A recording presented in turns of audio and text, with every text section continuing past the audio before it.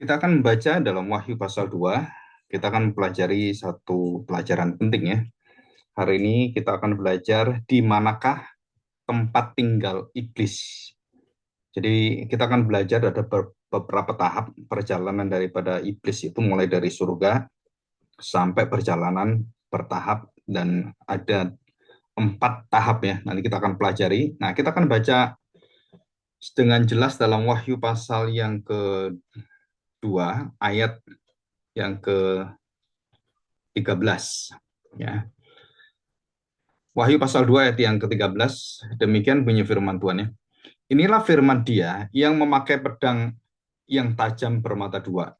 Ayat 13, aku tahu di mana engkau diam. Dikatakan di mana engkau diam. Diam di sini artinya adalah tempat tinggal, residence. Di mana engkau tinggal. Jadi itu menetap permanen ya. Nah, di dalam bahasa aslinya nanti saya akan jelasin sedikit. Di mana engkau diam, yaitu di sana dijelaskan di satu tempat, di tempat tahta iblis. Jadi ini jelas di tempat tahta iblis. Ya, tempat tahta iblis, di manakah itu? Yaitu di sana di tempat tahta iblis, dan engkau berpegang kepada namaku. Dan engkau tidak menyangkal imanmu kepadaku, juga tidak pada zaman Antipas saksiku yang setia kepadaku, yang dibunuh di hadapan kamu, di mana iblis diam. Nah, 2 kali ya. Jadi yang pertama, aku tahu di mana engkau diam, di mana engkau tinggal, yaitu di sana di tempat tahta iblis. Jadi ada tahta iblis dan di situ diam di sana. Dan dikatakan di mana iblis diam, di situ tahta itu ada bersama dengan orang-orang penguasa-penguasa pada zaman itu, yaitu gereja Pergamus. Jadi gereja Pergamus itu menjadi gereja yang kita tahu bahwa kota Pergamus menjadi kota ada kuil atau mesbahnya, dan juga ada tempat menyembah berhala yang sangat banyak. Dan di situ ada 2 tokoh penting. Yang pertama adalah tokoh mitos namanya Zeus, dan yang kedua adalah Asklepius. Nah, kita akan belajar ini. Dikatakan dituliskan kepada malaikat jemaat di Pergamus. Jadi ini gereja di Pergamus. Jadi kota Pergamus adalah kota di mana satu kota diperuntukkan dan dipersembahkan untuk mengagungkan Kaisar Agustus dengan seluruh kehidupan yang diangkat menjadi wakil dewa, atau dia adalah titisan dewa. Dialah dewa itu sendiri, wakil dari Zeus, dan dia yang mengendalikan, dan dia punya kuasa mutlak atas segala sesuatu, termasuk seluruh nyawa apa yang ada di bawah kerajaan, di bawah tangan dia. Siapapun nyawanya bisa dibunuh dan kemudian dia bisa buang, itu semua ada di tangan dia. Ya, mari kita berdoa, kita bersyukur pada Tuhan. Bapak, kami bersyukur hari ini. Bapak, tolonglah kami supaya kami bisa betul-betul mengenal satu perjalanan yang sungguh-sungguh kami harus mengerti, karena itu tertera dan juga diajar dalam firman Tuhan. Pimpinlah kami Tuhan, supaya kami melalui firman-Mu, melalui Kristus yang berbicara, Kristus yang mengajar kami, yang sudah lewat ribuan tahun dan menjadi pengetahuan yang kekal, dan mengingatkan kami akan pentingnya kami mengenal seluruh seluk-beluk hal-hal yang berkaitan dengan kegelapan, termasuk berkaitan dengan Lucifer, setan atau iblis, atau disebut si ular tua, naga itu. Tolonglah kami Bapa, dengan kuasa Roh Kudus-Mu, kami mendapatkan satu kekuatan dan penghiburan, serta penyertaan dan keteguhan dalam hati kami. Terima kasih Bapak, di dalam nama Tuhan Yesus kami serahkan doa kami. Amin. Ya, kita akan belajar ya. Kita lihat screen-nya ini. Nah, saudara, kita belajar hari ini. Yang pertama adalah di manakah tempat tinggal iblis, yang kita ketahui ya. Jadi kita tahu bahwa surga atau bumi atau di alam lain atau di neraka. Ya. Di dalam Wahyu pasal 2:13 yang sudah kita baca, jelas bahwa di mana kamu diam di tahta iblis. Nah, tahta iblis itu di dalam kota Pergamus menunjuk pada satu mesbah yang diperuntukkan untuk Zeus dan dipimpin oleh seorang kaisar bernama Agustus yang sangat kejam, yang sangat biadab ya, sangat biadab sekali, dan di situ banyak sekali martir yang dibunuh melalui pemerintahan dan kuasa penguasa yang bernama Agustus ini ya. Nah, saudara, di situ juga ada satu lambang bahwa kota itu adalah kota yang disebut sebagai Zeus Soter atau Zeus soteria, soter artinya soter juru selamat. Jadi dewa Zeus lah yang akan menyelamatkan kamu. Jadi Zeus seperti Kristus. Dan juga ada satu penampakan, satu mitos yang lain, yaitu yang berkaitan dengan bentuk raksasa dari ular. Ya, bentuk raksasa dari ular namanya Asklepios. Yang ular ini atau disebut sebagai lambang kedokteran, ada lambang penyembuh. Jadi semua orang yang melihat ular ini itu artinya akan mendapatkan pengobatan, akan mendapatkan kesegaran, akan mendapatkan kesehatannya kembali. Dan kalau percaya kepada Zeus, maka Zeus akan memberikan kekuatan, kesejahteraan, kesembuhan, dan kedamaian. Nah, itu yang disebut sebagai tata iblis, dan itu semua ada di tangan seorang raja kaisar namanya Augustus. Ya, disebut sebagai Kaisar Augustus. Nah, itu di tangan dia semuanya. Itu kekuasaan dengan mutlak ya diberikan seperti Tuhan. Jadi dia adalah Tuhan itu sendiri, dan dia disebut kaisar. Kaisar adalah Tuhan. Kaisar adalah dewa yang mewakili segala dewa. Jadi disebut sebagai Tuhan. Kemudian orang-orang Kristen yang ada di sana kemudian menyebut Yesus Kristus adalah Tuhan. Nah, mereka akan dikejar, mereka akan dibunuh, mereka akan dibakar, dan mereka akan disiksa, dan mereka harus kembali mengakui Augustus Kaisar sebagai orang yang betul-betul yang berkuasa, dan dia adalah Tuhan sendiri, Allah sendiri. Di sini ya. Oke, kita lihat di dalam Wahyu pasal 12. Kita belajar Wahyu pasal 12 ayat 7 sampai 9. Perhatikan. Naga dikalahkan, maka timbullah peperangan di surga. Mikael dan malaikat-malaikatnya berperang melawan naga itu, dan naga itu dibantu oleh malaikat-malaikatnya. Tetapi mereka tidak dapat bertahan, mereka tidak mendapat tempat lagi di surga.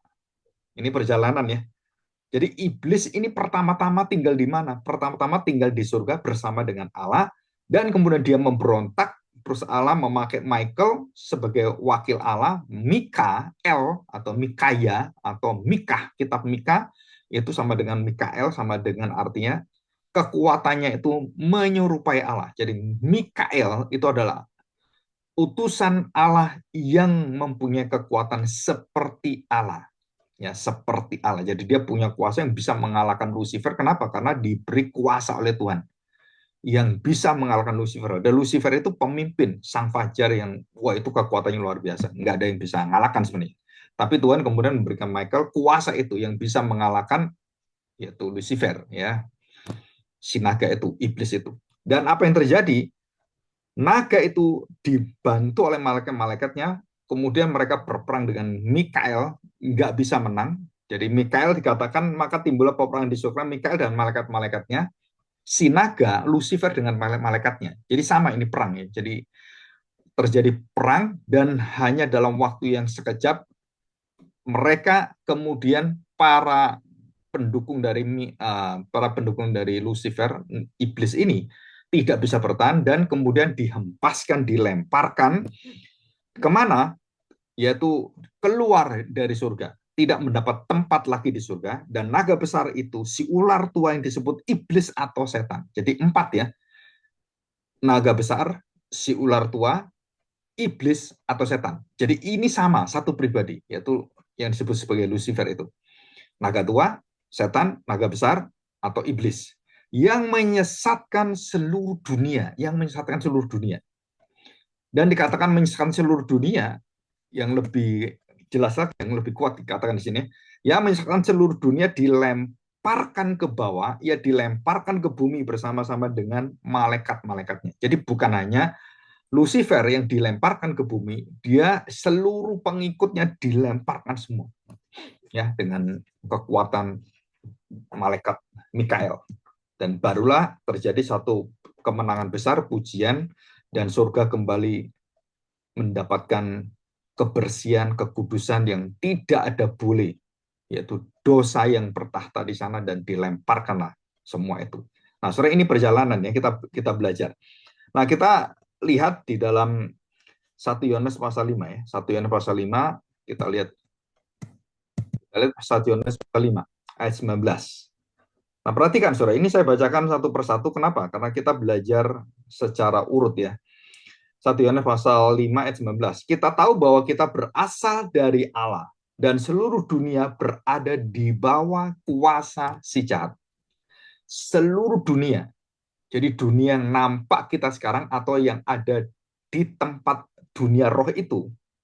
Jadi ada antara yang terlihat dengan yang tak terlihat dan kemudian surga. Nah, di antara surga dengan kita, dengan dunia terlihat itu ada dunia roh.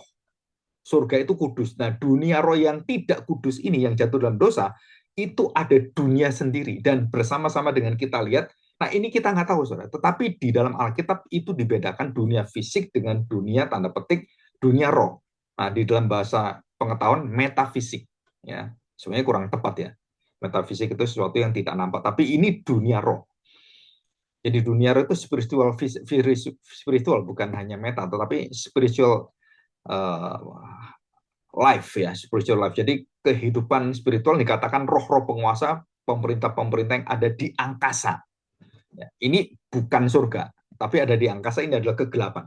Jadi bumi ini dengan seluruh isinya, dunia ini, jadi yang nampak dan ada yang tidak nampak yang kita nggak tahu. Ya ada di bumi ini, tapi ada dunia rohnya. Nah kita nggak tahu. Jadi ada dua ini ya. Di dunia atau di bumi dilempar karena iblis ke bumi dan menjadi penghulu dunia, penguasa dunia. Dan ini semua dikatakan oleh hampir semua pelajaran tentang hal seperti ini dikatakan oleh Rasul Yohanes yang berasal daripada Yesus sendiri. Ya, dikatakan ini. Jadi jelas sekali, tetapi dia yang lahir dari Allah melindunginya dan si jahat tidak dapat menjamahnya. Dan ini jelas sekali di ayat yang ke-19. Kita tahu bahwa kita berasal dari Allah dan seluruh dunia berada di bawah kuasa jahat. Jadi yang dari Allah itu mendapatkan perlindungan dari si jahat dan tidak bisa menjamahnya. Kecuali Allah izinkan, seperti Ayub. Ya, jadi jelas ya. Oke, kita lanjutkan sekarang. Ini kita tahu perjalanan. Jadi iblis pertama kali bersama dengan Allah dan memberontak, kemudian berperang, dan dengan kekuatan Allah, Mikael diutus untuk memerangi seluruh pasukan daripada iblis ular tua, si naga setan itu, dan mereka dihempaskan ke bumi, turun dihempaskan dari surga turun ke bumi dan menjadi penghulu dunia. Penghulu dunia. Ini urutannya ya. Nah, kita lihat gambar ini ya. Kita lihat gambar bahwa iblis itu akhirnya dikalahkan dan dia diusir dari surga. Nah, ini gambaran aja ya. Nah, apa yang terjadi dengan gambaran ini? Maka kita lihat bahwa iblis itu jatuh dari surga, jatuh ya, dilemparkan dan dia tidak mati, dan iblis tidak bisa mati, dia hidup selamanya. Tidak mati, kayak kita mati udah selesai hilang. Enggak, iblis hidup. Dan matinya iblis, matinya mati yang kekal itu, dia dimasukkan dalam penghukuman kekal. Nah, dia mati sana. Mati bukan berarti hilang, lenyap, bukan. Iblis tetap ada di sana hidup, tapi dia mati dan dia terpisah dan dimasukkan dalam hukuman. Dan dia merasakan hukuman penyiksaan selama-lamanya bersama dengan seluruh malaikat-malaikat dan orang-orang yang ikut iblis, yang menolak Kristus, menolak Allah, menolak firman Tuhan, menolak Injil, itu dihempaskan semua sama. Nah, kita belajar tiap minggu, saya di gereja di Jalan Wastu Kencana di Bandung itu, di gedung STDI. Saudara kalau mau belajar tiap minggu bisa datang ke sana jam 12, kita ibadah jam 12 dan kita membahas secara serius yaitu firman Allah yang dari serial Kitab Wahyu dan juga pengajaran Tuhan Yesus secara khusus. Jadi kita hanya mengajarkan semua berkaitan dengan firman yang murni. Ya, kita belajar bersama-sama. Oke, kita lanjutkan. Ya, kita lanjutkan sekarang. Iblis setelah diusir, dia berada di mana tinggalnya? Di bumi. Dan di bumi itu di mana di bumi? Di tempat tahta iblis. Jadi iblis memilih bagaimana dia akan tinggal di mana. Dikatakan dalam firman Tuhan, dalam Wahyu pasal 2 tadi, kita sudah tahu dengan jelas, yang dikatakan Wahyu pasal 2 ayat yang ke-13 tadi, apa? Saudara perhatikan, di mana iblis diam, yaitu dikatakan tahta di kota Pergamus, di mana Agustus Kaisar itu tinggal. Kaisar memerintah dengan sangat keji, dengan sangat mengerikan, dan sangat biadab, dan iblis bertata di sana, diam di sana, tinggal di sana. Jadi, di manakah iblis tinggal? Di tahta penguasa yang melawan Allah dan yang merusak manusia, dan iblis mempengaruhi orang itu, dan iblis tinggal di sana bersama dengan orang itu. So, ini pengertian yang penting sekali. Kenapa? Karena iblis tidak tinggal di tempat-tempat yang lain kecuali dia fokuskan konsentrasi di penguasa pemerintah yang korup, yang bejat sekali, yang rusaknya luar biasa, yang free sex gitu kan, yang rajanya tuh doyan hal-hal yang bersifat mistik, berhala, seksual dan semuanya, saudara. Tamaknya luar biasa, kejamnya luar biasa. Ya di sini. Oke, ini ya. Nah, kita sekarang belajar hal-hal yang penting hari ini ya. Dari ayat-ayat tadi yang kita baca, saudara, dari Wahyu pasal 2 13, terus 12 ayat 7 dan 9, dan kemudian 1 Yohanes pasal 5 ayat 19, saya bacakan sekali lagi ya. Kita tahu bahwa kita berasal dari Allah dan seluruh dunia berada di bawah kuasa sejahat. Akan tetapi kita tahu bahwa anak Allah telah datang. Nah, ini jaminan bagi kita ya. Anak Allah telah datang, telah mengaruniakan pengertian kepada kita supaya kita mengenal yang benar, bukan yang salah. Yang benar dan yang kita ada di dalam yang benar, tinggal di dalam yang benar, dan kita ada di dalam yang benar. Jadi kita tinggal di dalam yang benar, yang benar itu tinggal dalam kita. Jadi saya berdiam di kediaman di mana Allah itu memberikan kediaman baru. Di manakah itu? Di dalam hati kami adalah bait Allah. Bait Kristus yang kekal itu, tubuhnya yang dipecahkan itu, yang mati dan menanggung dosa kita, itu menjadi tubuh kita, menjadi rumah kita, dan kita tinggal di dalam tubuh Kristus, dan tubuh Kristuslah yang menyucikan, menguduskan, menyempurnakan tubuh kita. Nah, kediaman kita. Dan dikatakan di sini, di dalam anaknya Yesus Kristus. Dia adalah Allah yang benar dan hidup yang kekal. Anak-anakku waspadalah terhadap segala berhala. Jadi ini sangat jelas, ya sangat jelas sekali. Nah, saudara, kita pelajari dengan singkat latar belakangnya. Perhatikan baik-baik. Sehebat-hebatnya iblis dikatakan punya tempat tinggal, punya keterbatasan, punya limitasi, dan dibatasi oleh Tuhan. Jadi iblis dan seluruh malaikat-malaikat jatuh dalam dosa, sekuasa apapun tidak, keberadaannya tidak maha hadir, tidak maha kuasa. Dia terbatas dan dia hanya bisa menempati tempat-tempat yang tidak ada di mana-mana. Maha hadir. Dia ada di tempat, walaupun dia roh, tetap rohnya itu dibatasi di mana? Di dunia ini. Jadi di dunia ini ya, di dunia yang kita lihat sekarang ini ya. Jadi bukan di luar kemudian bisa keluar planet apa itu, saudara, nggak dibatasi di situ. Artinya dibelenggu oleh Tuhan. Yaitu ada dalam kitab Ayub, dibelenggu 1000 tahun dan kemudian diatur oleh Tuhan. Nah, kita tahu dalam kitab Ayub, saya akan bacakan nih kitab Ayub supaya kita tahu latar belakang ini dan kita bisa belajar. Perhatikan baik-baik ya. Nah, saudara, perhatikan pertemuan antara Allah dengan iblis, ayat yang ke-6, Wahyu pasal 1 ayat 6. Pada suatu hari datanglah anak-anak Allah menghadap Tuhan. Ini anak-anak Allah itu artinya ya yang lingkungan yang kudus ya. Dan di antara mereka datanglah juga iblis. Kok bisa iblis datang kepada Tuhan? Ya Tuhan yang panggil, Tuhan yang izinkan, Tuhan yang punya kuasa. Maka bertanyalah Tuhan kepada iblis. Apa yang ditanyakan? Dari mana engkau? Dari mana kamu? Lalu jawab iblis kepada Tuhan, dari perjalanan mengelilingi dan menjelajah bumi. Artinya apa, saudara? Dia menguasai, dia menjadi penghulu. Dia yang mengontrol semua dunia ini. Jadi Tuhan, raja atas segala raja. Tuhan mengontrol setan. Setan mengontrol dunia ini. Dan dunia ini menjadi tempat di mana Tuhan lemparkan iblis ke dunia. Untuk apa? Untuk rencana Tuhan, untuk menjadi satu pengujian dan satu kekuatan membuktikan bahwa kemuliaan Tuhan itu tidak pernah kalah. Jadi orang-orang percaya diuji oleh Tuhan dan kemudian melalui iblis dan semuanya terjadi di dalam seperti Daud, seperti Salomo, semua pada diuji dan jatuh semuanya. Dan Tuhan menampakkan kemuliaannya, pengampunannya, dan Tuhan menyatakan kasih, kesetiaan yang besar, kemurahannya, dan mengalahkan seluruh tipu muslihat dan kebohongan serta trik-trik yang jahat dari iblis menjatuhkan Daud, menjatuhkan Salomo. Dan Tuhan angkat kembali dan Tuhan pulihkan kembali. Nah, untuk apa? Menyatakan, mendemonstrasikan kuasa Tuhan yang maha baik, maha mulia. Ya, itu jawabannya. Jadi lalu iblis menjawab, dari perjalanan mengelilingi dan menjelajah bumi. Lalu bertanyalah Tuhan kepada iblis, apakah engkau memperhatikan hamba-Ku Ayub? Sebab tiada seorang pun di bumi seperti dia yang demikian saleh dan jujur, yang takut akan Allah dan menjauhi kejahatan. Jadi kamu sudah menjelaskannya, tahu nggak ini? Ya, orang setia yang nyembah saya ini, orang yang mengasihi saya, orang yang saya pelihara, orang yang saya jaga. Kamu tahu nggak? Oh tahu katanya. Lalu iblis menjawab Tuhan, apakah dengan tidak mendapat apa-apa Ayub takut akan Allah? Ayub menghormati engkau. Takut itu artinya menghormati, juga menyembah juga. Berkatalah demikian, ya. Bukankah engkau yang membuat pagar sekeliling dia dan rumahnya serta segala miliknya yang dimilikinya?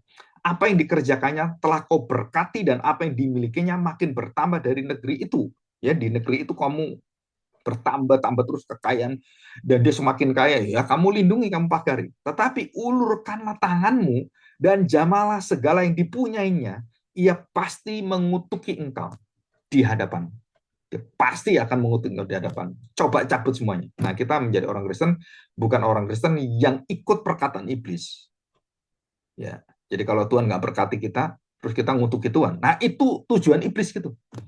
Diberkati, diambil berkatnya, kamu tetap berterima kasih nggak? Kamu tetap menyembah Tuhan nggak? Kamu tetap setia pada Tuhan nggak? Percaya pada Tuhan nggak? Nah, kalau begitu nggak percaya, nah kamu udah masuk ke jebakan iblis dan kamu udah dicobai dan dijatuhkan. Ya, dan Ayub tidak jatuh. Ya, karena pekerjaan ujian dari iblis yang dipakai oleh Tuhan untuk menguji hati Ayub. Ya. Nah, saudara perhatikan di sini. Dikatakan kalau engkau ulurkan tanganmu, maka dia akan mengutuki engkau. Ya, oke. Nah, saudara dari gambaran ini kita tahu bahwa iblis melakukan semua apapun yang dia lakukan itu meminta izin dan meminta kewenangan otoritas dari Tuhan. Bayangkan, saudara, ini iblis ini. Jadi tetap dia meminta izin, meminta haknya, meminta, ya istilahnya orang kulo nungun gitu kan, permisi dulu. Dan siapa yang menentukan, siapa yang mengontrol, siapa yang membatasi? Tuhan. Boleh ini, diizinkan ini, sampai di sini. Dan jangan kamu ambil nyawanya, jangan kamu siksa tubuhnya, dan jangan kamu lakukan ABC, semua diatur Tuhan. Jadi iblis menunggu apa yang diperintahkan Tuhan. Dia mengusulkan, nah coba kalau kamu tidak pagari dia, tidak jaga dia, pasti dia mati. Pasti dia akan jatuh dan dia akan mengutuki engkau. Nah, itu dikatakan oleh siapa? Dikatakan oleh iblis.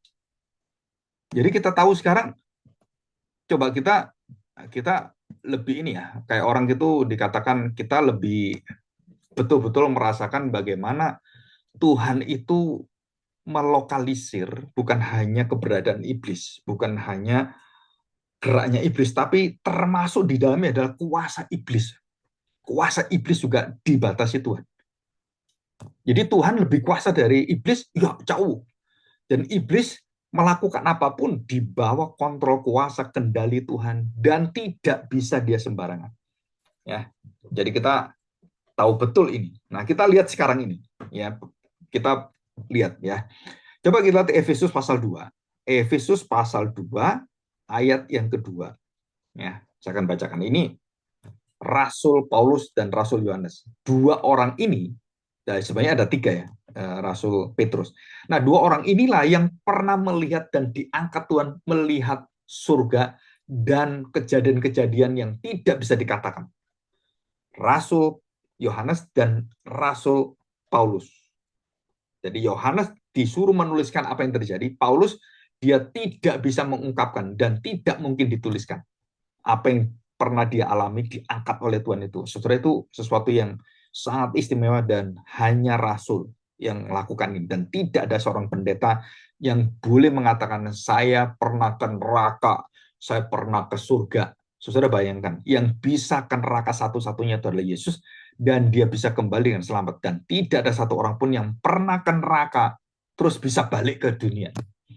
Satu rasul pun nggak ada. Jadi kalau ada pendeta pernah ke neraka, pernah melihat iblis, pernah, saudara, itu kebodohan, itu kesesatan dan kebohongan yang luar biasa melawan firman Tuhan. Dan kalau saya ngomong itu, orang-orang ini sudah kebangetan, keterlaluan. Nggak peduli dia hamba Tuhan, pendeta siapapun. Dia melakukan pengajaran penyesatan yang sangat gila, saudara. Betul-betul gila. Dan kita berdoa supaya orang-orang seperti ini, ya kita mohonkan biar Tuhan yang punya keadilan. Kalau mereka tidak bertobat, apapun yang mereka katakan, walaupun mereka katakan, saya menyembah Tuhan Yesus, saya melakukan banyak mujizat, saudara, semua itu akan diuji oleh Tuhan. Pada akhirnya, kalau mereka mengikuti ajaran-ajaran yang mempromosikan kesesatan-kesesatan, itu pasti bukan dari pekerjaan Roh Kudus. Karena Roh Kudus tidak pernah membawa orang dan mengajar orang masuk ke surga atau masuk ke neraka dan mengajarkan apa yang ada di sana dan mereka tidak pernah lihat sesungguhnya itu apa. Ya, itu semacam satu penglihatan, boleh dikatakan itu penglihatan yang palsu sebenarnya. Ya, kita harus hati-hati dengan orang-orang yang pernah berjumpa dengan Lucifer, pernah berjumpa dengan Allah Bapa, pernah melihat Roh Kudus. Roh Kudus tidak pernah bisa dilihat. Nggak ada satu orang bisa melihat Roh Kudus. Itu hanya lambang seperti api, seperti burung merpati. Dan Roh Kudus bukan api, bukan burung merpati. Itu penampakan, itu satu lambang yang kita tahu bahwa keberadaannya itu ya disebut sebagai, kalau Kristus sebagai Kristofani. Nah, kalau Roh Kudus itu namanya pneumofani, yang bisa dilihat oleh manusia, yang tidak ada tubuh fisiknya. Kalau Tuhan Yesus punya tubuh, punya darah daging. Bapak nggak ada tubuhnya. Dan saudara nggak akan bisa melihat Bapak. Dan tidak ada satu orang pernah melihat Bapak. Jadi Yesus kalau tidak menjadi manusia, dan dia mempunyai satu kuasa untuk menampakkan diri dan bisa dilihat manusia, nggak ada satu orang bisa melihat. Ya, akhirnya menjadi manusia. Jadi Allah akhirnya menjadi manusia, baru kita bisa lihat. Dan saudara, ngapain kita bisa melihat Allah menjadi manusia? Terus kita ke dalam neraka, terus cari ke surga, cari kemana-mana. Nah, saudara, itu kita harus menolak semua ajaran seperti itu ya. Karena itu melawan firman Tuhan. Perhatikan, ya saya bacakan. Efesus pasal 2 ayat 2. Kamu hidup di dalamnya karena kamu mengikuti jalan dunia, karena kamu menaati penguasa kerajaan angkasa. Penguasa kerajaan angkasa, yaitu roh yang sekarang sedang bekerja di antara orang-orang durhaka. Bukan satu, di antara orang-orang durhaka. Kaisar Titus, Kaisar Augustus, Firaun, Nebukadnezar, Belshazzar, raja Ahasiwerus, itu semua, Babel, Nimrod, Sodom, Gomora. Dan kita lihat negara-negara yang dikuasai dengan kekejaman, yang melawan Tuhan, menolak kekristenan, membakar gereja, dan mereka orang-orang yang durhaka. Dan disitulah iblis dari kuasa yang tak terlihat ini, peperangan yang tidak terlihat, peperangan rohani ini, bukan melawan darah daging kita, tapi melawan dunia ini, saudara. Yang mencengkeram, yang menguasai, menjadi penghulu dunia, mengelilingi dua, menjelajah dunia, dan membawa semua manusia yang durhaka untuk dikerja oleh iblis, dan mereka kemudian saling membunuh, saling iri hati, saling benci-membenci, dan antara bangsa satu bangsa itu saling tembak-tembak bom. Itu semua diatur oleh siapa? Dihancurkan oleh iblis. Wah, ini mengerikan sekali. Jadi mengontrol, mengendalikan manusia. Jadi yang mengendalikan, mengontrol manusia, orang jahat itu, saudara bayangkan, yang mengontrol kejahatan semua dikontrol oleh Tuhan. Jadi kejahatan terus kebiadaban itu, siapa yang mengontrol? Tuhan. Apa buktinya, Pak? Sodom Gomora dosanya sudah melampaui batas dan kesabaran Tuhan. Maka pada saat itu, pada kesabaran Tuhan ditentukan, dan mereka sudah mulai tambah jahat, maka Tuhan mengutus malaikatnya. Ada 3 malaikat. Dan malaikat itu diutus oleh Tuhan, dan setiap malaikat punya tugas masing-masing, dan tidak ada satu malaikat tugasnya sama. Ini adalah keunikan, dan banyak orang tidak belajar tentang dunia angelologi, dunia kemalaikatan, dan mereka mengatakan malaikat ini, dan bisa bergabung, bisa. Saudara, malaikat masing-masing punya kuasa yang unik, yang tidak ada pada malaikat yang lain, dan punya pekerjaan, tugas, tanggung jawab, peranan yang berbeda dengan malaikat yang lain. Dan setiap malaikat berbeda peranannya, dan tidak bercampur aduk. Ya, itu yang terjadi dengan waktu ketemu dengan Abraham. Dan kemudian memberitahukan pada satu malaikat, memberitahukan tentang Mesias kepada Sarah, dan Sarah tertawa. Yang satu menolong Lot, yang satu adalah malaikat yang kelihatannya berdiam, tetapi yang akan mendatangkan api dari langit, yang mengendalikan semesta ini, dan dengan kuasa Tuhan mendatangkan api dari langit. Dan api dari langit itu otomatis adalah meteor-meteor yang besar, yang kemudian dihantamkan ke bumi, dan menghabisi semua kota Sodom dan Gomora. Nah, 3 malaikat ini semua berbeda, pekerjaan berbeda. Ya, oke, kita akan melihat ini. Nah, saudara, kalau saudara pelajari di antara malaikat itu ada satu malaikat yang betul-betul malaikat Allah. Ya, malaikat Allah artinya malaikat yang menyatakan bahwa dia adalah malaikat yang berbentuk yang berbeda dari malaikat yang lain, yang disebut sebagai malaikat Yehova. Itu adalah penampakan Kristofani. Ya, nanti kita akan pelajari. Oke, saudara perhatikan. Jadi iblis kok bisa hadir di mana-mana? Karena dia memakai manusia, memakai anak buahnya dan kawan-kawannya. Itu menguasai menjadi dunia. Jadi dunia itu seperti di dalam kegelapan. Dan waktu Injil datang, waktu Yesus datang, dan waktu Yesus mengatakan bahwa iblis sudah jatuh dari langit. Nah, saudara harus tahu bahwa itu adalah ada yang mengalahkan iblis seperti yang dinubuatkan dalam Kejadian pasal 3:15. Bahwa keturunan perempuan itu akan meremukkan kepalamu dan keturunan ular itu. Nah, siapa keturunan ular? Iblis ini. Iblis nggak punya keturunan. Dia nggak kawin dengan manusia. Dia tidak menikah, karena iblis tidak berbadan, tidak bertubuh, tidak punya seksual. Ya, tidak punya seksual. Karena dia tidak ada badan, tidak ada perasaan seperti kita, tidak diciptakan bisa beranak cucu. Kalau manusia beranak cucu lah. Iblis atau malaikat-malaikat jatuh dalam dosa itu, saudara, tidak bisa berketurunan.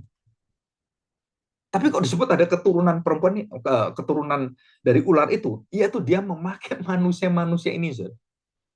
Jadi anak Adam inilah seperti Kain dari awalnya dan kemudian yang jatuh dalam dosa, yang dipengaruhi oleh dia dicangkrem, seperti juga nanti ke surah perjalanan menara Babel dan kemudian menjadi manusia-manusia biadab itu, menjadi kerajaan-kerajaan yang biadab dan kemudian melawan Tuhan dan wah itu semua. Jadi iblis menguasai itu semua.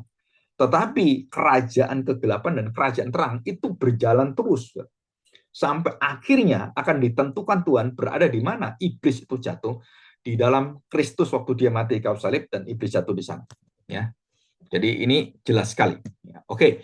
Nah, saudara, yang kedua kita belajar iblis dibatasi oleh Tuhan dan dikontrol oleh Tuhan dan dia menguasai manusia, mengendalikan manusia. Nah, iblis menguasai manusia, mengendalikan manusia ini dikendalikan oleh Tuhan. Jadi manusia-manusia dikendalikan iblis ini secara tidak langsung juga dikendalikan Tuhan karena iblis dikendalikan Tuhan.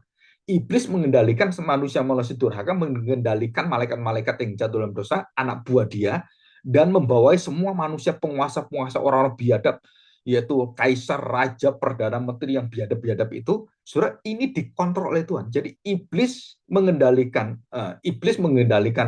para anak buahnya, malaikat-malaikat yang jatuh dalam dosa, dan malaikat jatuh dalam dosa mengendalikan manusia-manusia itu yang dikendalikan iblis. Dan saudara perhatikan, nah iblis sendiri dengan seluruh malaikatnya, dengan seluruh manusia, dikendalikan oleh kekuatan maha kuasa berdaulat Allah. Ini membuat kita sangat, apa ya, kalau kita ngomong ini sangat-sangat kita percaya bahwa bagaimanapun juga Tuhan yang berdaulat, Tuhan yang menang, Tuhan yang mengatur, dan Tuhan yang akan memberikan kontrol dan mengendalikan semuanya. Itu, saudara. Nah, saudara, kita sudah mengerti ini kan? Berarti iblis itu ada sistem hierarkinya, ada sistem pemerintahnya. Ya. Di dalam Efesus pasal 6:12, saudara dikatakan 8 kali Paulus mengungkapkan tentang pemerintah penguasa roh jahat.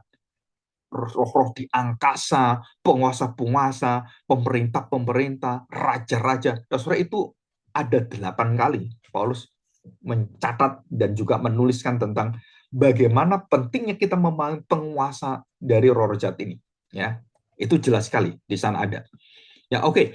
Nah, saudara, kita sudah mengenal ini dan yang kedua adalah yang berkaitan dengan hal itu, saudara, pembatasan hierarki yang ada di dalam setiap hierarki iblis itu sampai kepada manusia. Dan sistem hierarki ini adalah miliknya Allah yang ditiru oleh iblis dan kemudian dia buat kerajaannya adalah kerajaan ini sistemnya itu begitu rapi dan ketaatan dan semua dan menuntut ketaatan total seperti kita taat pada Allah, mempersembahkan hidup kita pada Allah. Iblis juga pengajar-pengajar sesat, Shinson Ji, James Baker, James Walker dan semua orang-orang itu semua yang pengajar sesat itu menuntut seperti menuntut dia jadi Allah. Sayalah yang akan menyelamatkan kamu, saya akan menjamin kamu. Dan itu seperti itu. Jadi limanhi yang sesat itu dan juga pendeta-pendeta yang sesat itu saudara semua bergantung pada saya. Apalagi dia mengatakan nggak ada pendeta yang benar, saya aja yang benar dan tidak ada yang bisa menjelaskan Alkitab, saya saja yang menjelaskan. Nah, saudara itu adalah jelas orang ini waktu berada di mimbar gereja dia sedang menjadikan diri sebagai melawan Tuhan. Walaupun di bahasa ada firman Tuhan, dia menyatakan nggak perlu belajar yang lain, kamu belajar pada saya. Nggak perlu belajar Alkitab, kamu belajar pada saya. Kamu akan selamat kalau kamu mendengarkan saya. Nah, saudara, ini adalah ajaran kuasa dicengkram oleh iblis dan hamba Tuhan, pendeta, atau pengajar, atau penguasa yang seperti ini. Itu adalah wakil dari iblis. Itu adalah ante-ante iblis, orang-orang durhaka. Nah, saudara, ini hierarkinya jelas sekali, dan sangat jelas sekali bahwa iblis itu sangat menguasai semua dan tahu satu persatu seluruh penduduk bumi. Dan dia tahu siapa bertanda, dan dia tahu bagaimana dia memberi tanda orang-orang yang mengikuti dia. Tandanya apa? 666. Jadi kalau orang percaya tandanya apa? Sempurna dari Kristus. Tandanya T, Taf. Nah, ini pernah saya bahas yang sudah beberapa kali saya bahas. Yaitu dalam Yeskiel pasal 9 dikatakan bahwa orang percaya diberi tanda T, tanda sempurna. Sudah selesai, sudah penuh kasihnya, sudah terwujud kepenuhan Allah di dalam Kristus yang dicurahkan pada kita. Dan kita diberi tanda darah Kristus. Seperti palang rumah orang-orang Israel diberi tanda dan dilumuri oleh darah, yaitu Taf. Diberi Taf. Ya, saudara. Taf itu artinya bentuknya seperti ini. Jadi satu grade seperti ini kan, dan dilaburi dengan darah. Saudara, itu semua ada lambangnya dan sangat-sangat unik. Dan kita tahu bahwa inilah yang disebut sebagai kuasa. Jadi iblis punya hierarki, punya kekuasaan mengendalikan dunia, tetapi semua pengendalian iblis di bawah kendali Allah. Jadi kendali segala kendali, kontrol segala kontrol, otoritas segala otoritas adalah di dalam Kristus. Maka Tuhan Yesus mengatakan kalimat ini, bahwa segala kuasa, otoritas, kekuatan, kepemilikan, dan seluruh otoritas diberikan Bapa kepadaku, dan aku akan mengalahkan seluruh otoritas dunia, penghulu dunia. Aku sudah campakkan, aku sudah hancurkan kepalanya. Jadi kerajaan itu dihancurkan Tuhan di mana? Pembusukannya di kepala, saudara. Jadi iblis yang dihancurkan dulu dan seluruh kemudian bawahnya itu hancur lebur semuanya sampai kepada penguasa semua orang percaya yang sungguh-sungguh bersama dengan yang tidak percaya dibuang oleh Tuhan. Nah, di akhir zaman itu akan kita diperlihatkan satu pengadilan yang hebat sekali. Oke, sekarang kita akan melihat, saudara. Saya akan tunjukkan kepada kita satu PowerPoint ya, supaya kita belajar. Nah, saudara, di sini kita lihat. Nah, saudara, perhatikan baik-baik. Ya, pemakaian setan atau iblis di dalam kitab Ayub paling banyak. Nah, saudara perhatikan. Jadi semua di dalam kitab Perjanjian Lama yang paling banyak kitab Ayub. Di dalam Perjanjian Baru, kata setan iblis itu 66 kali. Kok bisa 66, Pak? Ya nggak tahu. Ya itu sudah dihitung, 66 kali. Jadi angka 666 ditambah 16, saudara, itu adalah angka antikristus. Jadi iblis itu, nah itu kok bisa 66? Itu semua ada di Alkitab. Nah, Injil 4 kali, Yohanes 2 kali. Saudara, kalau kita urutkan, yang paling banyak menuliskan tentang iblis atau setan, itu adalah Rasul Yohanes. Yang kedua adalah Lukas. Ya, Lukas. Nah, kita lihat sekarang, Lukas berapa kali? Lukas 10 kali.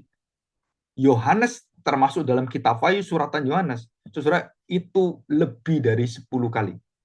Ya. Nah, saudara perhatikan ya, jadi di sini. Jadi iblis dituliskan di dalam Perjanjian Lama jarang sekali keluar tentang iblis setan ini, dan itu paling banyak di dalam kitab Ayub 11 kali. Dan dalam Perjanjian Baru itu hampir 10 kali lebih. Hampir ya. Jadi 66 ditambah ini semuanya dalam PB itu 66. Jadi 6 kali. 6 kali dengan seluruh pekerjaan dengan setan-setan semua, dan yang banyak itu termasuk bermanifestasi di dalam diri manusia dan semuanya. Saudara, itu lebih daripada 66. Tapi kata setan iblis itu 66. Jadi 6 kali di dalam Perjanjian Lama, khususnya dalam kitab Ayub. Ya, di situ. Nah, saudara, kita akan belajar yang beberapa hal penting sekarang. Kita masuk tempat tinggal iblis di mana? Ya, ini kesimpulannya. Saudara, iblis tidak berdarah daging, tidak bertubuh fisik.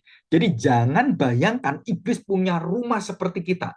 Oh, punya tempat tinggal, kemudian ada kamar mandinya, dan dia bisa di sana, bisa mandi, bisa. Enggak ada, saudara. Iblis itu roh. Jadi artinya roh, dia tidak punya rumah tempat tinggal seperti kita yang ada batasnya dan ada ruang dan waktunya. Enggak. Iblis tidak dibatasi ruang dan waktu. Walaupun dia sangat terbatas, tapi dia tidak maha ada, maha hadir, maha kuasa. Enggak. Tapi dia tidak seperti kita, dan dia tidak seperti Tuhan yang maha hadir, maha kuasa. Tidak seperti kita yang terbatas dengan tubuh fisik kita. Dan iblis itu punya keluasan dalam rohnya. Dan Tuhan membatasi ini. Dan di manakah iblis dibatasi semua itu? Saudara, dengan kuasa Kristus, iblis itu dibatasi. Jadi waktu Yesus ketemu dengan orang-orang di Gedara Gerasa, semua kan ketakutan. 2.000 roh-roh jahat itu ketakutan. Dan mereka menyembah Yesus. Menyembah Yesus. Dan meminta supaya Yesus tidak menghukum sebelum waktunya. Kan belum akhir zaman. Kamu jangan hukum saya. Oke, saya izinkan masuk ke babi. Nah, mereka akhirnya diizinkan masuk ke babi. Dan kemudian babi masuk ke jurang dan mati semuanya. Dan mereka masuk ke jurang kan. Nah, di mana tempat iblis? Yaitu di jurang tadi itu. Dibatasi oleh Tuhan di sana. Dengan kuasa Tuhan diusir di sana. Dan kemudian satu orang ini waras. Dan satu orang bisa dimasuki 2.000 setan. Saudara, ngeri ini. Kalau orang cuma 1-2, ya kita yang kesurupan gitu kan. Ini bayangin 2.000. Dan diusir oleh Tuhan, dan bukan Tuhan yang mengusir, ya sebenarnya mereka mengusir dirinya sendiri. Dan mereka meminta supaya Tuhan itu tidak menghukum, dan mereka minta izin, kemudian tinggal masuk ke babi ngepet itu kan, masuk ke babi-babi itu, kemudian babi-babi itu mati. Nah, saudara di sini.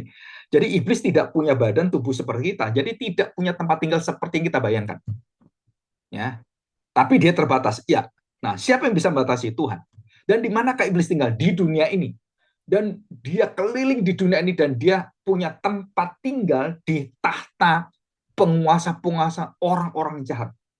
Dan dia tinggal di sana. Dan seluruh anak buahnya juga di sana. Nah, saudara, iblis yang kelas tertinggi itu tinggalnya di tempat tahta yang tertinggi. Tapi iblis yang berada di kuburan, di mana-mana, saudara, itu anak buahnya yang keliling-kelilingnya seperti itu. Tapi iblis ini punya tempat khusus konsentrasi yang fokus adalah apa? Mempengaruhi orang-orang besar, pemimpin-pemimpin untuk memberikan dan melahirkan kebijakan-kebijakan. Tidak boleh ada penginjilan, tidak boleh berdoa tanpa Tuhan Yesus. Nah, ini semua dari iblis. Ya. Jadi saudara jelas ini ya. Nah, perhatikan saudara. Jadi kita lihat di dalam Yohanes, kita agak cepat ya, ini karena waktunya sangat terbatas. Yohanes pasal 12 ayat yang ke-31. Perhatikan saudara. Sekarang berlangsung penghakiman atas dunia ini. Sekarang juga penguasa dunia ini akan dilemparkan keluar. Dan aku, apabila aku ditinggikan dari bumi, aku akan menarik semua orang datang kepadaku. Jadi bagaimanakah kita bisa melemparkan iblis, saudara-saudara, meninggikan Kristus? Bagaimana kita bisa melawan iblis, bertahan? Saudara harus mengenal Kristus. Jelas. Jadi seluruh gerak daripada iblis itu akan terbatas waktu kita memuliakan, memuji, dan memuliakan pekerjaan Tuhan, dan melayani, menyembah Dia. Dan iblis otomatis itu diikat oleh Injil. Berita Injil itu mengikat iblis. Yang kedua, dikatakan dalam Lukas 10 ayat 18 bahwa iblis jatuh seperti kilat. Jadi dia eksodus, dia diusir, dia dimigrasi, dan dia dilemparkan oleh Tuhan dari surga. Dia kemana? Dia tinggal di surga yang dulunya menetap, sekarang kayak kontrakan kan, diusir, pindah kamu. Dan dia pindah di bumi, dan dia ada di dunia ini. Dan tempat di dunia ini, dia berada di dalam satu ruangan yang roh-roh angkasa itu, saudara. Dan kemudian dia punya tempat tinggal yang tetap di mana? Di tempat tahta penguasa yang ada mempromosikan seluruh kejahatan. Jadi ini raja-raja biadab-biadab itu. Seperti Fir'aun, Nebukadnezar, kemudian raja-raja yang ada, kaisar-kaisar di dalam zaman Romawi, Herodes, Pilatus, Titus, Agustus, Caligula, dan itu semua, itu biadab semua. Itu kejam semuanya. Termasuk kaisar-kaisar yang ada di China juga sama. Itu banyak kaisar yang kejam. Dan termasuk di mana? Di raja-raja yang ada di Israel. Itu juga cacat. Mereka melakukan yang jahat di mata Tuhan. Nah, itu dikuasai oleh kegelapan ini. Ya. Jadi iblis jatuh seperti langit, diusir. Jadi rumahnya pertama di mana? Rumahnya di surga. Dan kemudian berdosa, dilempar ke bumi. Dan roh-roh angkasa itu tinggal di bumi. Dan tinggal di bumi, di mana itu fokus tinggalnya? Di tahta iblis. Di sanalah dia berdiam iblis. Dan kemudian yang terakhir apa? Iblis kemudian dihakimi Tuhan dan dilemparkan ke neraka, ke neraka. Jadi dari surga ke bumi, ke dunia, dan kemudian ke neraka. Nah, ini perjalanan prosesnya. Jadi rumah yang paling permanen dan selama-lamanya, di mana iblis itu tempat tinggalnya? Di neraka.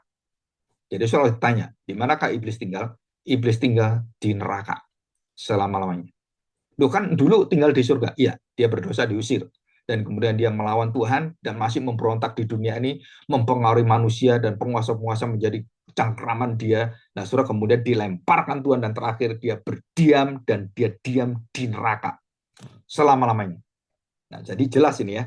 Jadi kalau kita perhatikan baik-baik sekarang, kalau kita lihat, sebelum kejatuhan, iblis berada di dalam surga bersama dengan Allah dan seluruh malaikat.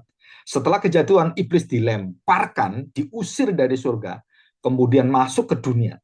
Karena dunia ini adalah dunia fisik dan dunia metafisik atau dunia roh, sudah disitulah iblis dibatasi Tuhan di bumi ini. Ya, ini lingkungan bumi, atmosfer ini. Ini dikuasai oleh iblis, penghulu dunia, dan seluruh malaikat-malaikat jatuh dalam dosa.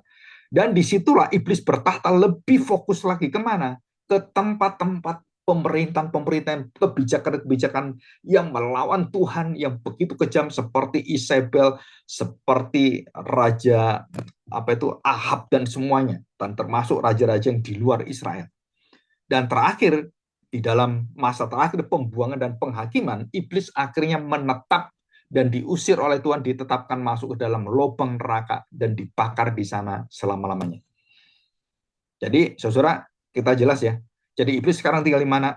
Sedang dalam perjalanan menuju neraka. Dia sedang berada di dunia ini. Di mana tempatnya?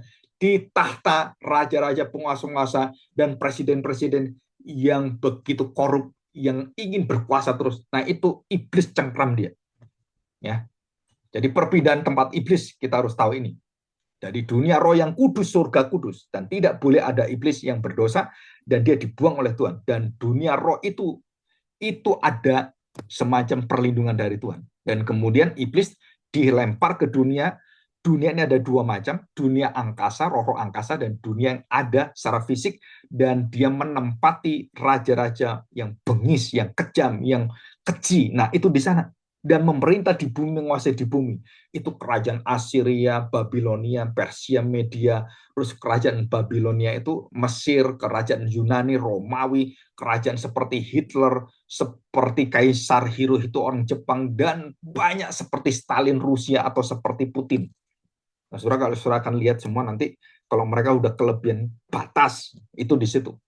Jadi dunia roh kemudian menjadi dunia roh yang jahat, dan di bumi secara fisik dan pemerintahan yang ada, dan kemudian terakhir di dunia penghakiman akhir zaman. Nah, saudara, sekarang kita lihat yang terakhir sebagai aplikasi dalam kehidupan kita. Saudara perhatikan baik-baik ya. Ya, perhatikan. Nah, saudara di sini, pergumulan iman kita, waktu kita tahu bahwa iblis rumah akhirnya adalah neraka, saudara, semua ditetapkan Tuhan akhirnya apa kita sudah tahu. Jadi kita tahu bahwa Tuhan yang mengendalikan dan kita nggak perlu takut dengan segala kuasa apapun yang iblis lakukan. Walaupun kita tahu bahwa daging kita bisa lemah, tapi saudara harus tahu kita sudah dijamin dan diberitahu oleh Tuhan.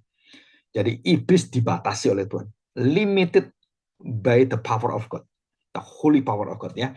Dan kemudian iblis diremukan kepalanya dan divonis, dan dia akan dimasukkan ke dalam hukuman kekal, dan kita akan dimenangkan. Segala sesuatu kita akan mendapatkan kemenangannya. Ya. Oke, nah saudara, kita masuk di dalam hal yang terakhir yang hari ini kita harus tahu, yaitu bagaimanakah kita tahu bahwa iblis itu akhirnya mendapatkan tempat yang paling adil di hadapan Tuhan. Karena dia memberontak selama bertahun-tahun, ribuan tahun, dan sampai tahun keberapa dia ada di surga, dan perang di sana itu kemudian dilempar. Sebenarnya kita nggak tahu. Yang kita tahu di bumi aja sudah ribuan tahun, lebih daripada sekitar 6-7 ribu tahun kan. Dan kemudian dihakimi, dan sebelum itu dia nggak tahu berapa ribu tahun.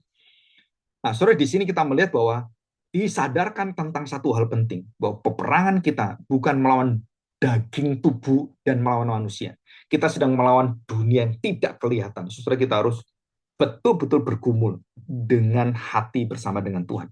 Kenapa? Begitu kita lepas, saudara, saudara nggak bisa melawan iblis. Di luar aku, kamu hancur semuanya. Tuhan Yesus katakan di dalam Yohanes pasal 15, di dalam pokok anggur, di luar aku kamu pasti hancur. Tapi bersama aku, engkau akan selalu berdiri tegak kokoh dan tidak pernah terkalahkan. Itu Tuhan Yesus janjikan. Jadi, saudara, kita tahu bahwa apa yang dikatakan oleh Tuhan tidak akan terhapuskan. Janjinya, kepastiannya, penyertaannya, Immanuel, dan seluruh daripada berkat yang dicurahkan tidak akan bisa dipisahkan dari kekuatan kerajaan kegelapan iblis. Dan janjinya tidak terhapuskan dari hidup kita. Kepastian pengharapan kita, kerinduan hidup kita dalam damai sejahtera Tuhan, itu tidak pernah terkalahkan dengan apapun ujian cobaan yang dilakukan oleh iblis. Seberat apapun, Tuhan memberikan kita kemenangan, dan tanah air kita, rumah tempat tinggal kita, kalau iblis ada di neraka, saudara, kita ada di tempat air, tanah air surgawi yang tidak ada semua seperti yang dikerjakan oleh iblis. Di sana ada sukacita, di sana ada satu persaudaraan, kesetiaan, satu ikatan komunitas, dan bersih terhadap segala kejahatan apapun. Nah, saudara, di sini kita mendapatkan satu kepastian bahwa Tuhan akan memberikan kita kuasa kemenangannya. Sebagai ayat penutup kita lihat Roma pasal 8 ya. Kita akan baca ini. Ayat yang ke-31. Sebab itu apakah yang akan kita katakan tentang semuanya itu? Jika Allah di pihak kita, siapa yang dapat melawan kita? Yang tidak menyayangkan anaknya sendiri, tetapi yang menyerahkannya bagi kita semua. Bagaimanakah mungkin ia tidak mengaruniakan segala sesuatu kepada kita bersama-sama dengan dia? Siapakah yang akan menggugat kita? Seorang-orang pilihan Allah. Allah yang membenarkan mereka. Siapa yang akan menghukum mereka? Enggak ada, saudara. Kristus yang telah mati, Yesus yang telah mati, bahkan lebih daripada itu, dia bangkit dan juga duduk sebelah kanan Allah Bapa, yang malah menjadi pembela kita. Luar biasa, saudara. Siapa yang dapat memisahkan kita dari kasih Kristus? Tidak ada. Penindasan itu dari roh-roh angkasa, kesesakan, penganiayaan, kelaparan, atau ketelanjangan, atau bahaya, atau pedang, atau kematian.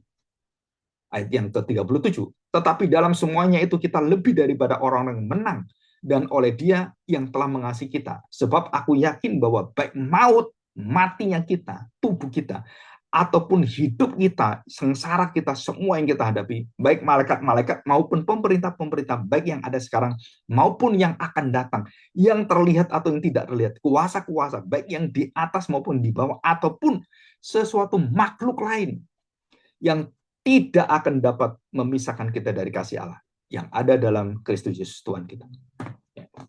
Oke, mari kita berdoa, kita bersyukur kepada Tuhan.